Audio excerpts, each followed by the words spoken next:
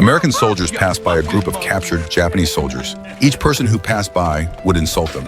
Some even spat thick phlegm on the Japanese. One Japanese soldier couldn't take it and stood up to protest. But he was scared by the whole line of soldiers behind him. He didn't say anything, but you could tell he was full of defiance. The Americans weren't going to tolerate that. They pushed the Japanese soldier to the ground. The Japanese soldier, still angry, tried to get up and fight back, but a gun was immediately pointed at his forehead. If the officer nearby hadn't stepped in, he would have been shot dead on the spot. They dared not show mercy to Japanese soldiers. At first, when they saw wounded Japanese soldiers, they would try to save them. But the Japanese repaid kindness with betrayal. They started using suicide attacks on American troops. Since then, the Americans became ruthless. Mercy to the enemy was cruelty to themselves. The Japanese were like prey, shot one by one. The cruelty of war had made some soldiers start to break down. They couldn't understand why these Japanese soldiers, even when completely cornered, refused to surrender.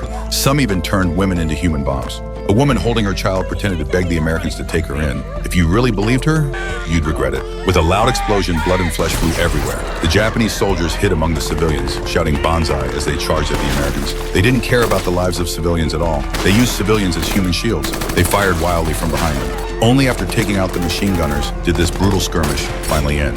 The next day, American reinforcements arrived. With tank cover, they began clearing the bunkers. American soldiers used flamethrowers, spraying into cave entrances. If they found anything unusual, they threw in a grenade. Anyone still alive was finished off with bullets. They couldn't go soft on the Japanese. As they passed by a wooden house, a baby's cry caught the soldiers' attention. Two of them walked in nervously. They found a dead woman and a baby. Seeing the baby, the two just couldn't do it. They picked up the child and carried it away. But just as they were about to leave, they heard more noise from the house. Turns out the woman wasn't dead yet. She revealed her bloody belly to show she didn't have a bomb. She reached out weakly, asking the soldiers to end her pain. But this time, he couldn't bring himself to do it. He just watched the woman quietly die. After coming out of the house, a Japanese child soldier suddenly appeared. He looked terrified and was shaking all over. The soldier planned to let him go, but then a gunshot rang out from behind. The child soldier fell to the ground. The war had made these soldiers numb and cold. After the U.S. dropped atomic bombs on Hiroshima and Nagasaki, this long and drawn-out war finally came to an end.